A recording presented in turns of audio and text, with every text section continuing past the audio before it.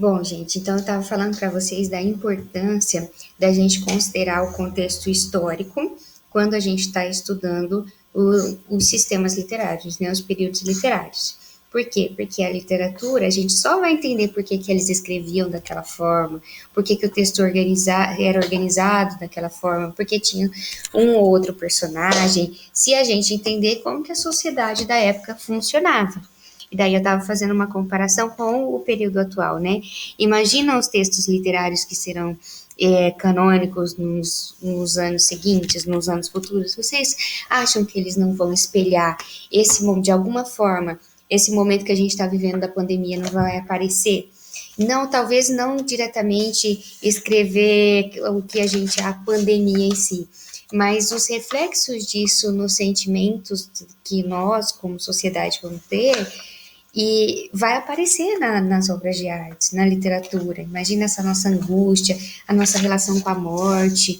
Tudo isso vai ser ressignificado nesse momento da pandemia e, de certa forma, vai aparecer na arte.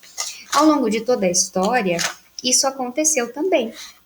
E é isso que a gente vai vendo a partir de agora, né? Bom, o trovadorismo foi um período literário que refletiu, que teve como contexto histórico, né, a Idade Média. A Idade Média foi um dos períodos literários um dos períodos históricos mais longos e existentes. Se vocês verem lá na página 16 do livro de vocês, vocês vão colocar lá ó, que ela durou, o período histórico durou entre o século V e o século XV. Então foram 10 séculos, 1000 anos de história.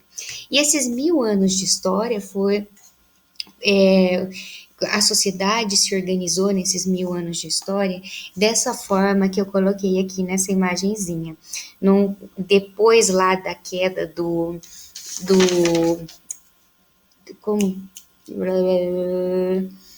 do Império Romano, gente, eu tô romantismo, trocando romano por romantismo. Depois da queda do Império Romano, o que aconteceu? Começou a surgir uma sociedade formada pelos feudos, né?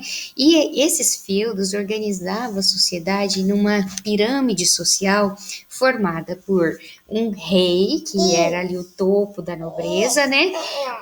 O clero, ali um pouco abaixo, formado por duques, condes, etc.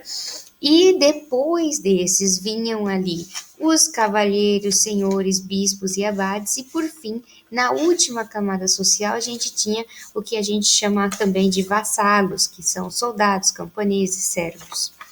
Nessa pirâmide social, como que se organizavam? Os senhores feudais tinham ali grandes castelos, né? Aí eu coloquei aqui um castelinho para a gente entender, mas funcionava mais ou menos assim. Eles tinham grandes castelos fechados com muros de proteção e eles eram donos de todo o espaço de terra. Então, os vassalos, as pessoas mais pobres, elas precisavam de sobreviver. Para que elas conseguissem sobreviver, elas trocavam a sua lealdade